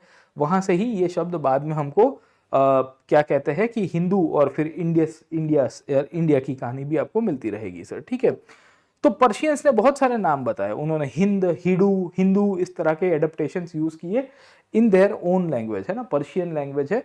और पर्शियंस के साथ साथ उन्होंने भारत में एक स्क्रिप्ट दी थी जिसे हम लोग कहते हैं खरोस्ती स्क्रिप्ट। कौन सी स्क्रिप्ट है? खरोस्ती स्क्रिप्ट है। खरोस्ती स्क्रिप्ट के साथ साथ अरमाइक भाषा या अरामिक भाषा ये लोग यूज करेंगे। उसमें भी शायद तक ये हिडू, हिंदू और हिंद शब्द आपको इंडिया और ये रीजन के लिए मिलता रहेगा सर। ठीक है, अब सवाल ये आता है कि पर्शियंस तो सबसे पहले थे, पर्शियंस ने तो शब्द इंडिया नहीं लिखा है, राइट और रॉन्ग? तो आपको ये स्टेटमेंट आएगा कि द वर्ड इंडिया और the term India in history was first defined by the Persians in their own inscription. Is this statement correct और रॉन्ग? क्या ये स्टेटमेंट सही है या गलत है? तो हम लोग को स्वीकार लेना है कि ये गलत है, क्योंकि पर्शियंस ने इंडिया शब्द नहीं लिखा। अब कहानी क्या हुई सर? ठीक है, ये जो पर्शियंस थे ना, पर्शियंस को डिफीट किया गया। किसने डिफीट किया?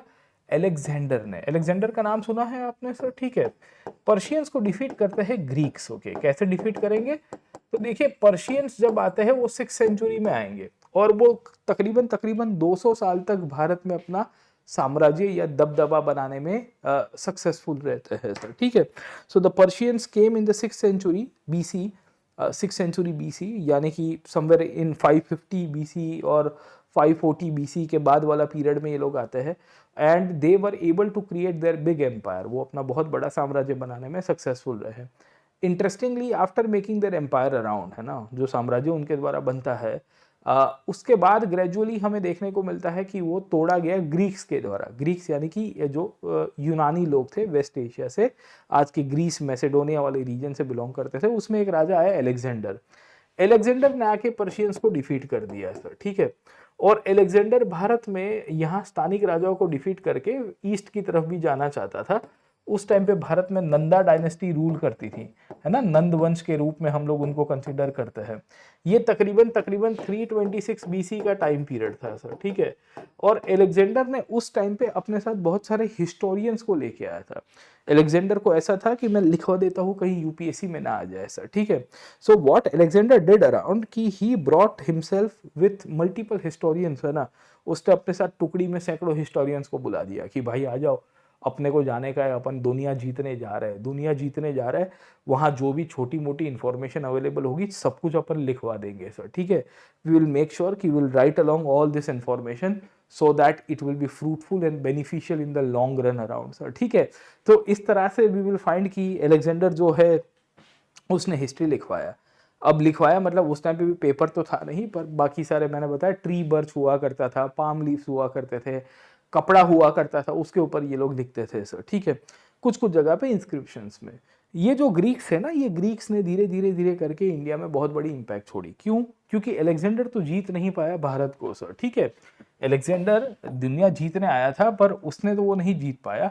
अलेक्जेंडर की एक ब्रांच सेंट्रल एशिया में रहती है ना, और उनको बाद में कहा गया है इंडो ग्रीक्स, ओके। क्या शब्द यूज किया गया है? Indo Greeks, okay. नाम देखिए, नाम ही आपको समझ में आ रहा है कि शब्द कर दिया गया है इंडो ग्रीक्स, ओके। ये जो ग्रीक्स के वंशज हुआ करते थे, जो आज के मध्य एशिया से लेके पश्चिमी एशिया तक, उत्तर पश्चिम भारत के तक फैले हुए थे, इन सबों के द्वारा धीरे धीरे भारत के अंदर एक्सचेंजेस बढ़ाया। इन्होंने गांधार स्कूल ऑफ आर्किटेक्चर को डेवलप करने में मदद की। इनके द्वारा ही बाद में गोल्ड कॉइन्स इशू किए गए सर, ठीक है। एंड विल सी कि इन्होंने भारत को एनरिच किया, इंडिया ने इनको एनरिच किया, इस तरह से एक्सचेंजेस बढ़ी। इनके साहित्य में, ग्रीक लिटरेचर में बाद में आप देखोगे तो मेगास्थनीज जैसा ऑथर भी आया। अलेक्जेंडर की कहानी आप सबको पता होगी कि अलेक्जेंडर के बाद तुरंत ही सेलेकस निकोटर करके उसका एक गवर्नर था, और वो गवर्नर ने लड़ाई की थी चंद्रगुप्त मौर्य के साथ सर, ठीक है। ये जो सेलेकस निकेटर करके जो गवर्नर था, उसने चंद्रगुप्त मौर्य के साथ लड़ाई की। चंद्रगुप्त मौर्य ने उसको हरा दिया, और उसके बाद चंद्रगुप्त मौर्य के कोर्ट में, है ना, हमें ये देखने को मिलता है कि मेगास्थनीज करके ग्रीक ऑथर आता है। मेगास्थनीज करके जो ग्रीक ऑथर आता है, उसने एक किताब लिखी थी जिसका नाम है इंडिका। कौन सी किताब लिखी थी? इंडिका सर, ठीक है। ये जो इंडिका नामक किताब लिखी है, ये दर्शाता है कि अब शब्द इंडिया के सेंट्रिक आ रहा है। दिख रहा है कि नहीं दिख रहा है सर, ठीक है। So Megasthenes wrote a book called as Indica. आप पूछोगे कि अभी भी इंडिया शब्द नहीं आ रहा है, पर इंडिया से राइमिंग, मतलब है ना, राइमिंग आ रहा है। सिमिलर सिमिलर आपको कहानियां देखने को मिलती रहेगी। अब ऐसा कैसे हो गया? How did it happen around sir, ठीक है। तो हुआ क्या कि ये जो ग्रीक्स हुआ करते थे ना, ये ग्रीक्स ने इंडिया को अलग अलग तरह से आइडेंटिफाई किया। कैसे आइडेंटिफाई करने की कोशिश की sir? Getting on point, okay. तो पर्शियन सोर्सेस के आधार के ऊपर ग्रीक्स ने ये रीजन को कहा इंडोई। क्या कहा? इंडोई। क्या कहा? इंडोई। या इसके लिए शब्द यूज किए गया इंडिक, है ना, इंडिक या इंडिके के रूप में आपको देखने को मिलता रहता है। आपको पूछा जाएगा कि हु यूज द टर्म इंडोई, इंडिक्स, ठीक है ना, ये ग्रीक्स थे। इंडिया शब्द भी अभी तक आपको नहीं मिलता है। इंडिया तो बहुत लेटेस्ट आपका एडिशन देखने को मिलता है। द टर्म इंडिया जो है आज हम लोग यूज कर रहे हैं, वो तो बहुत ही, मतलब है ना, इन द लेटर स्टेजेस, जैसे जैसे समय का पहिया आगे गया वैसे वैसे डेवलपमेंट आपको देखने को मिलता रहेगा sir. Getting on point, okay.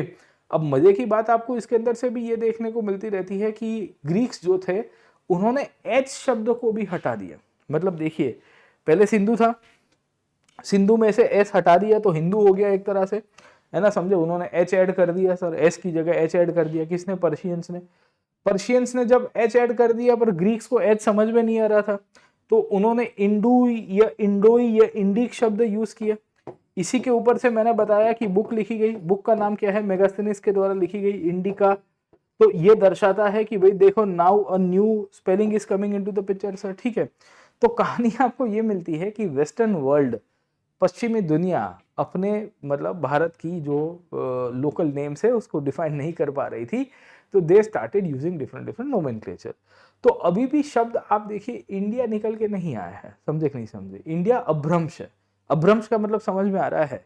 It's a combination of, और after so many trial and error and after so many we can say, इसके ऊपर वो क्या कह सकते हैं कि है ना, बोलियां निकल के आई है, डायलेक्ट्स निकल के आए हैं बहुत सारे इसके ऊपर, वो है ना, प्लस माइनसेस हुए, तब जाके आपको ये टर्म इंडिया देखने को मिलेगी sir. Getting my point? Okay, तो यहाँ पे सिंधु है, सिंधु से हिंदू है, हिंदू से इंडोई या इंडिके, ये दोनों के दोनों टर्मिनोलॉजीज आपको यहाँ से देखने को मिलते हैं, और इस तरह से आपको डेवलपमेंट रहा sir. Getting my point? Okay, अब सवाल यहाँ से ये निकल के आया कि भाई इंडिया में मैंने आपको बताने की कोशिश की कि पहले पर्शियंस आए, ग्रीक्स आए, उन्होंने पर्शियंस ने हिंदू शब्द यूज किया, इन्होंने इंडिक या वी विल सी की इंडिके या इंडोई इस तरह के शब्द आपको मिलते रहते हैं।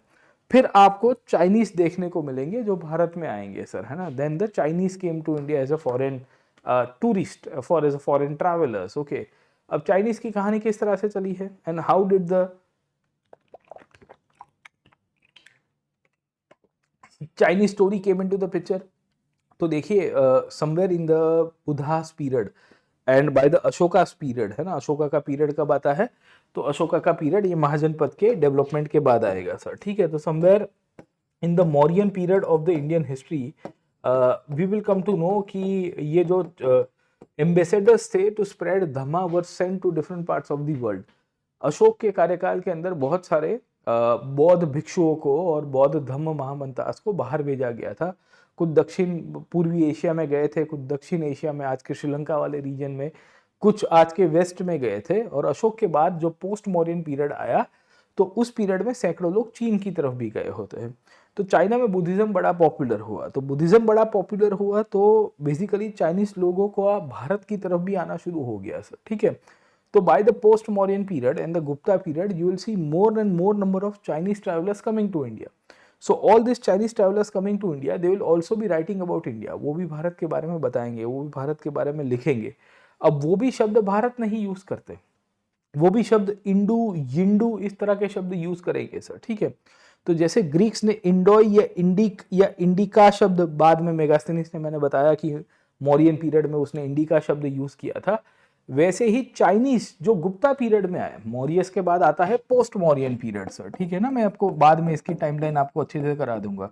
और पोस्ट मौर्यन के बाद आप देखने की कोशिश करोगे तो आपको गुप्ता पीरियड देखने को मिलता है। ये जो गुप्ता पीरियड था, इस पीरियड में हमें फाहियान जैसे लोग आपको मिल जाएंगे। फाहियान बेसिकली चाइनीज ट्रैवलर था जो गुप्ता पीरियड में आया। अराउंड 400 सी के आसपास का ये टाइम था, 399 400 सी। चंद्रगुप्त टू विक्रमादित्य करके एक राजा आपको देखने को मिलेगा, उसके कार्यकाल में आता है। और फाहियान ने अपनी किताब लिखी थी। फाहियान बेसिकली बुद्धा को पढ़ने आया था, और फाहियान के बाद और भी चाइनीज आए सर, ठीक है। जैसे फाहियान एक चाइनीज के रूप में आया, वो गुप्ता पीरियड में आता है। उसके बाद आपको ह्यूएन सांग या जुआनजैंग करके एक और चाइनीज देखने को मिलता है। क्या मिलता है? जुआनजैंग या ह्यूएन सांग सर, ठीक है। ये पोस्ट गुप्ता पीरियड में आएगा। उसके बाद हमें देखने को मिलता है इत सिंह जैसे लोग आपको देखने को मिल जाते हैं। इत सिंह या यीजिंग के रूप में इनको पहचानते हैं। This were the certain ambassadors from China, kind of a Buddhist ambassador from China coming to India. They will be writing greatly about India. So वो लोग शब्द हिंदू की जगह इंडू बोलते हैं या यिंडू बोलते हैं सर, ठीक है ना। So they can not pronounce the word H, है ना, उसमें भी वो हिंदू शब्द है, वो ठीक से नहीं प्रोनाउंस कर पाता है। तो कहानी वी विल सी कि फाहियान, ह्यूएन सांग, इत सिंह जैसे लोग आपको मिल जाएंगे। उन्होंने भारत के बारे में लिखा। अच्छा, उन्होंने बुद्धा के बारे में भी लिखा। बुद्धा के बारे में लिखा तो फिर वो बुद्धा को भी बहुत रिवर करते हैं इंडिया के कंटेक्स्ट में सर, ठीक है। तो उनके द्वारा भी कुछ कुछ टर्मिनोलॉजी आपको मिलती है गुप्ता और पोस्ट गुप्ता पीरियड के अंदर। वही चीज आपको एनसीईआरटी ने आगे एक्सप्लेन की है सर, ठीक है। तो कहानी आपको चाइनीज की देखने को मिलती रहती है, राइट, ओके। एंड चाइनीज की कहानी आपको इस तरह से देखने को मिलती रहती है कि व्हेन द चाइनीज, है ना, केम टू इंडिया, समझे कि नहीं समझे, when the Chinese came to India, the Chinese travellers and the Chinese authors who defined India in a very different way. So the Rigveda consists of the term Sindhu or the Bharata. Later on, the word Hindu was used by the Persians. The Chinese started using the word Indu, and then you will also find the word Yindu, sir, है ना, समझे। तो हिंदू से यिंडू हुआ, यिंडू से आपको ये इंडू से यिंडू कहानी आपको देखने को मिलती रहती है। तो आपको पूछा जाएगा कि यिंडू या यिंटू क्या है, क्या है यिंडू या यिंटू क्या है, इसकी क्या इंपॉर्टेंस है सर, ठीक है ना, समझे। तो आपको क्लैरिटी हो जानी चाहिए। इंटरेस्टिंगली सिंधु से ही एक और शब्द आपको चाइनीज लैंग्वेज में, यानी कि मैंड्रिन लैंग्वेज के अंदर यूज होता हुआ देखने को मिलता है, जिसे हम लोग कहते हैं तियानजू। सिंधु तियानजू, सिंधु तियानजू वो डिराइव्ड वर्ड के रूप में आपको मिलता रहता है। Which could be understand as heavenly master. Heavenly master क्यों? क्योंकि बुद्ध जो थे वो बुद्ध इंडिया से बिलोंग करते थे और बुद्ध ने बेसिकली चाइनीज लोगों को बहुत विजडम दिया है सर, है ना। क्योंकि ये जितने भी चाइनीज ऑथर्स इंडिया आते थे, ये क्यों आते थे? They were here to learn the language, they were here to learn the customs traditions regarding Buddhism in India sir. Getting on point, okay. तो इस तरह से कहानी आपको सिंधु, सिंधु से हिंदू, हिंदू से इंडू, यिंडू की कहानी मिलती रहती है और उसमें ये ह्यूएनसांग की कहानी है सर, ठीक है। तो जुआंग को ही क्या कहते हैं? ह्यूएनसांग भी कहते हैं या ह्यूएनसांग के रूप में।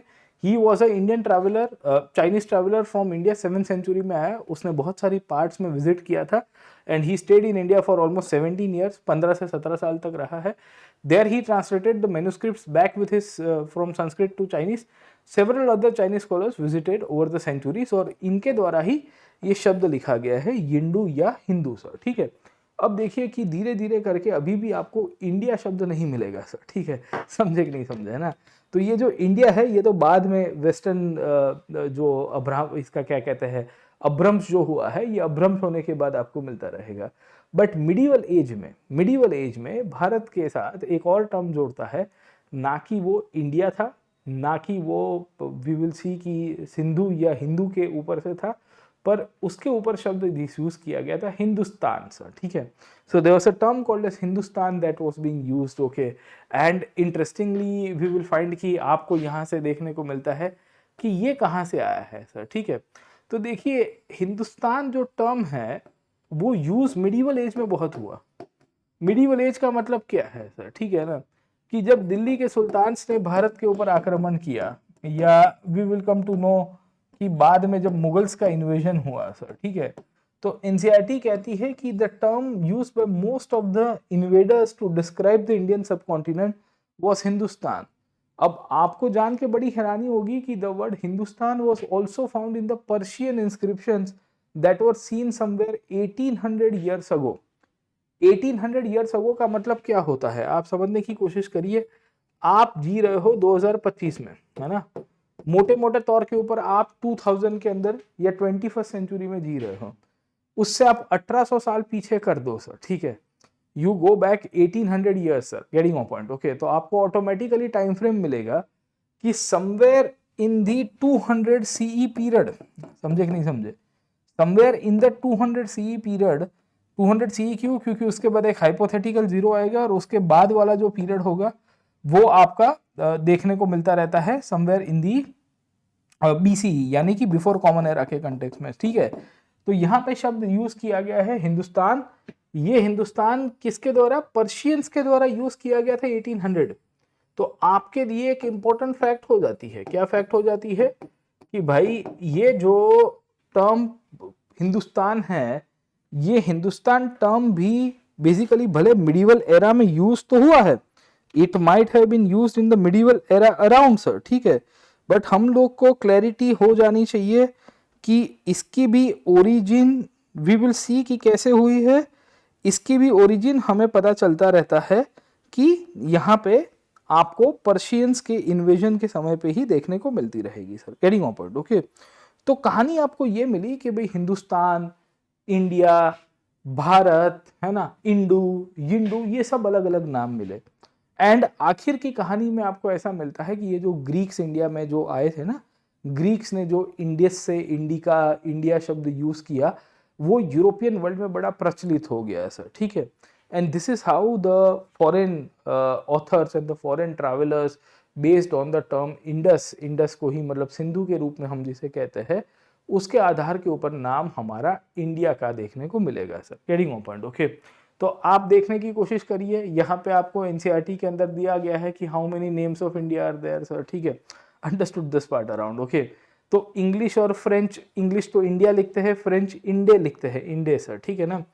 अरेबिक और पर्शियन में मैंने आपको बताने की कोशिश की कि word Hindu has been highlighted sir, okay. क्योंकि पर्शियंस ने भी लिखा और अरब्स ने भी फिर हिंदू ही लिखा।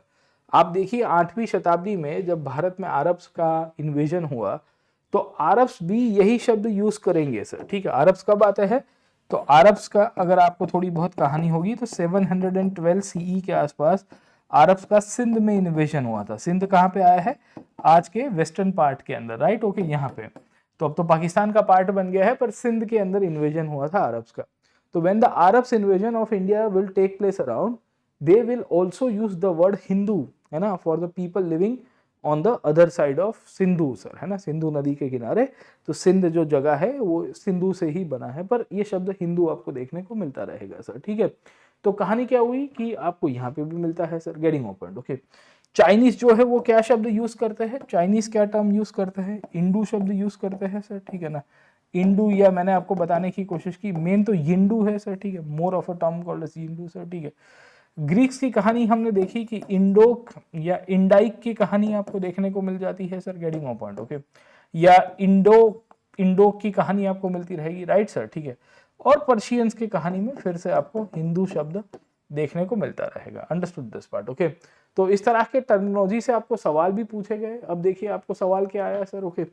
सवाल क्या आया सर, ओके। सवाल बड़ा इंटरेस्टिंग है सर, एनसीईआरटी के अंदर से ही आपको यूपीएससी के पीटी के अंदर भी फैक्ट बनते रहते हैं। ये फैक्ट्स को थोड़ा बहुत आइडेंटिफाई करने की कोशिश करो। चलो एक एक करके sir, okay, then we can conclude the session as well, okay. क्या लिखा गया, Rigveda describes the entire geography of India. क्या ऋग्वेद में पूरे भारत की ज्योग्राफी लिखी गई है? तो देखिए ऋग्वेद में सप्त सिंधु की कहानियां हैं, ना कि पूरे भारत की है सर, ठीक है। क्यों? क्योंकि ऋग्वेद एक टेक्स्ट के रूप में आपको देखने को मिलती रहेगी प्रोमिनेंटली। ये जो टेक्स्ट है वो एक specific we can say region को और डायरेक्शन को ज़्यादा दिखाने की कोशिश करेगी, rather than highlighting about the whole of India sir, ठीक है। तो हम इसको डिनाई करेंगे या एक्सेप्ट करेंगे? तो हम उसको डिनाई करते हैं, हम कहते हैं कि भाई नहीं नहीं, ऋग्वेद के केस में तो हम लोग को ये क्लैरिटी हो जानी चाहिए कि भाई it was never there around sir, getting point, okay. तो वी कैन आइडेंटिफाई कि भाई चलो ये तो गलत हो गया है, चलिए सर, ठीक है ना, समझे, ये तो वी विल सी कि गलत होगा। द विष्णु पुराना डिस्क्राइब्स द एंटायर सब कॉन्टिनेंट, ओके। अब उन्होंने भारत के बारे में लिखा है विष्णु पुराण के केस में, आप खुद ही देखिए, अभी हमने थोड़ी देर पहले देखा सर, ओके, कि विष्णु पुराण में मेंशन तो किया गया है, और विष्णु पुराण में वहां तक की बात की गई है कि भाई एक माउंटेन से लेके ऊपर, माउंटेन का मतलब होता है कि हिमालय से लेके दो समुंदर के बीच में जो जगह आई हुई है उसको भारत कहते हैं, है ना। ये बुक के अंदर भी दिया हुआ है ना, the country that lies north of the ocean and the south of the snowy mountains is called Bharat. Is this statement implicitly और एक्सप्लिसिटली करेक्ट, ओके ना। वी विल फाइंड कि this is correct around sir, getting on point, okay. समझे कि नहीं समझे? तो कहानी आपको इस तरह से मिलेगी, देखो एनसीईआरटी के अंदर से ही क्वेश्चन है, ये बुक है मेरे हाथ में बाय द वे सर, ठीक है ना, मैं बुक के अंदर से ही आपको क्वेश्चंस को भी देख रहा हूँ और आपको इसको सॉल्व भी करवा रहा हूँ सर, ठीक है। फिर आगे देखिए, आपको यूपीएससी के अंदर आएंगे क्वेश्चन, फिर गड़बे कर दोगे आप। In Ashoka's time the Jambudvipa included what is today parts of Afghanistan, Bangladesh and Pakistan sir, ठीक है। अशोक के कार्यकाल में, अब अशोक कब हो गया सर? अशोक 3 मतलब है ना 273 बीसी से लेके 232 बीसी तक होता है सर, गेटिंग पॉइंट, ओके। क्या इस पीरियड के अंदर ये जो शब्द है जम्बूद्वीप, ये जम्बूद्वीप को हम लोग इस तरह से आइडेंटिफाई करने की कोशिश करेंगे, क्या उसमें ये पूरा का पूरा चीजें आता है? तो याद रखेगा कि this statement is also correct, okay. ये स्टेटमेंट क्यों करेक्ट है? क्योंकि अशोक ने अपने इंस्क्रिप्शन इश्यू किए हैं, राइट। उसको अशोकन एडिक्स के रूप में भी कहते हैं।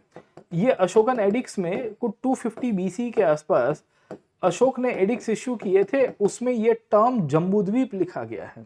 और Jambudvipa is a term which is used for the greater subcontinent, this includes the region of Afghanistan, क्योंकि वहां पे अशोक ने अपने एडिक्स इश्यू किए थे। बांग्लादेश, क्योंकि बिहार से लेके बंगाल तक उनका दबदबा था, और पाकिस्तान वाला रीजन भी, मानशेरा शबासगढ़ी में भी अशोक के एडिक्स आपको देखने को मिल जाएंगे sir, getting on point, okay. So this includes whole part of India, Pakistan, Afghanistan and Bangladesh. क्या ये स्टेटमेंट सही है? दिस इज करेक्ट सर, ठीक है ना, समझे। फिर पूछा गया the Mahabharata list many regions including Kashmir, Kutch and Kerala. क्या ये क्वीज को हम सही मानेंगे? Yes, this is correct around, क्योंकि कश्मीर, कच्छ, केरला, प्राग ज्योतिष यानी कि आसाम का पुराना नाम जो था वो भी महाभारत में लिखा गया है explicitly sir, heading of point, okay. फिर क्या है कि the term Hindustan first appeared in a Greek inscription more than 2000 years ago. ये स्टेटमेंट फैक्चुअली इनकरेक्ट है। क्यों इनकरेक्ट है उसके पीछे का कारण आप समझने की कोशिश करिए। क्योंकि पर्शियंस ने 1800 ईयर्स पहले मतलब 200 सी के आसपास मोटे मोटे तौर के ऊपर अगर आप देखोगे हिंदुस्तान शब्द का मेंशन किया गया था sir. Getting my point? Okay. फिर पूछा गया इन पर्शियन रिलीजन और in ancient Persian the word Hindu reference to ancient religion और हिंदू रिलीजन। ये स्टेटमेंट गलत है क्योंकि it was a term which is used for the land and the people living there sir. ठीक है, ये जो शब्द है ये पीपल और लैंड के साथ ज्यादा जुड़ा हुआ है, कल्चर के साथ ज्यादा जुड़ा हुआ है, rather than we can say directly related to the terminology जहां वी विल फाइंड कि रिलीजन के कंटेक्स्ट में बोला गया। तो इवन एनसीईआरटी भी कहता है कि note that in ancient Persian Hindu is pure a geographical term, कि those people who are living on the eastern side of Sindhu river for them, क्योंकि वो वेस्ट से आते थे, है ना, तो वो वेस्ट से आते थे, तो वेस्ट से सिंधु नदी के जो पूर्वीय विस्तार में रहने वाले लोग हैं उनके लिए शब्द यूज हुआ है हिंदू सर। ठीक है ना कि हिंदू रिलीजन के बेसिस के ऊपर से। तो आज जो इसे हम लोग हिंदू रिलीजन के कंटेक्स्ट में कहते हैं उसके कंटेक्स्ट में स्टेटमेंट गलत है sir. Getting my point? Okay. Bharata is a name given to India by foreigners. No, foreign travellers ने इंडिया शब्द यूज किया है, इंडिका शब्द यूज किया गया है, पर भारता यानी कि भारत जो टर्म है वो तो हमें इंडिजिनसली मिला है सर। ठीक है, तो देखिए एनसीईआरटी का एक चैप्टर है, there is only one chapter that हमने चैप्टर बाय चैप्टर आपको करवाया है। इनफैक्ट ये जो अवर पास्ट वन है उसमें भी यही बातें लिखी गई है पर इतनी डेप्थ में नहीं दी है, पर ये जो बुक है उसमें आपको काफ़ी डिटेल में चीज़ें दी गई है, उससे आप आइडेंटिफाई कर सकते हो और रिकॉल कर सकते हो। जैसे ये जो अवर पास्ट है उसमें भी ये ऋग्वेद वाली चैप्टर है, संस्कृत लिटरेचर में लिखा गया है, उसमें भारत शब्द भी यही लिखा गया है कि नॉर्थ वेस्ट के अंदर आर्टिकल 1 की कहानी भी आपको मिलती रहती है, इंडिया भारत की जो स्टोरी लाइन है मैंने आपको बताने की कोशिश की। एंड वी विल सी कि those people who are living on the eastern side, है ना, ऐसे लोग जो ईस्ट में रह रहे यानी पूर्व में रह रहे हैं, उनके कंटेक्स्ट में आपको चीजें मिलेगी। तो देखिए इस तरह से दोस्तों आपको एनसीईआरटी करनी है, फाउंडेशन भी करना है, एडवांस लेवल भी करना है, और भी चीजें आपको यहां से मिलेगी। बाय द वे यूपीएससी ने भी इसके ऊपर एक पीवाईक्यू पूछा हुआ है। क्या पूछा गया है? The word Hindu as reference to the people of Hind was first used by Greeks, Romans, Chinese and Arabs. Okay, Greeks, Romans, Chinese and Arabs, please write down into the comment section ये जो हिंदू शब्द है उसको इनमें से सबसे पहले किसने यूज किया था? द वर्ड हिंदू, ये 1995 का पीवाईक्यू है। मैं आपको एनसीईआरटी के अंदर से टॉपिक करा के आई विल मेक श्योर कि आपको पीवाईक्यू भी यूपीएससी का सॉल्व कराऊंगा, उस लेवल की तैयारी आपको फाउंडेशन में करवा के जाऊंगा सर। ठीक है, ये इसको हम लोग बहुत, it's a gem of a book. आप में से ज्यादातर लोग क्या करते हो? कर्जरी रीडिंग करते हैं सर। ठीक है, बट मेरा मानना है कि you should not do it cursory reading, you should do it in a very comprehensive way. अच्छे से करो, ढंग का पढ़ो और फिर पीवाईक्यूज को उसके साथ कोरिलेट करो, आपको बहुत मसाला मिलेगा इसके अंदर से। 2 मार्क आपके आराम से रोकड़े हो सकते हैं सर। ठीक है, आपको कमेंट सेक्शन के अंदर बताना है कि ये भारत शब्द है ये किसके द्वारा यूज किया गया था। खैर आज इतना ही रखते हैं, let us keep it up till this topic only, क्योंकि हम लोग इसके ऊपर बेस बनाएंगे धीरे धीरे धीरे। प्री हिस्ट्रिक इंडिया, फिर इंडस वैली सिविलाइजेशन, फिर वैदिक एज, जैसे जैसे समय का पहिया जाएगा वैसे वैसे आगे चलेंगे सर, है ना। तो इसकी पूरी पीडीएफ मैं आपको डिस्क्रिप्शन बॉक्स के अंदर लिंक भी दे दूंगा, आप वहाँ से भी डाउनलोड कर सकते हो, कोई दिक्कत नहीं है। And do like, share and subscribe. मुझे बताना कि आपको ये सेशन कैसा लगा, और कमेंट सेक्शन के अंदर मुझे बताना कि ये जो भारत शब्द है ये किसने दिया था, है ना, ये किसने दिया था? इनमें से ग्रीक्स के द्वारा दिया गया था, रोमन्स के द्वारा, चाइनीज के द्वारा, या अरब्स के द्वारा? Who gave the term Bharat? बाकी अगर आपको कोई क्वेरी है तो आप मुझे ज्वाइन कर सकते हो ऑन अन अकेडमी, ये मेरी प्रोफाइल है, इसको आप फॉलो कर दीजिएगा। और साथों की साथों आप सब्सक्रिप्शन लेना चाहते हो तो आज लास्ट डे है, 19,999 के अंदर सब्सक्रिप्शन अवेलेबल है 1 साल का, तो अधिक से अधिक लाभ उठाइए इसका। कोड PN लाइव यूज करना ना भूलिएगा, ये आपको मैक्सिमम डिस्काउंट भी देगा। Thank you very much, let's crack it.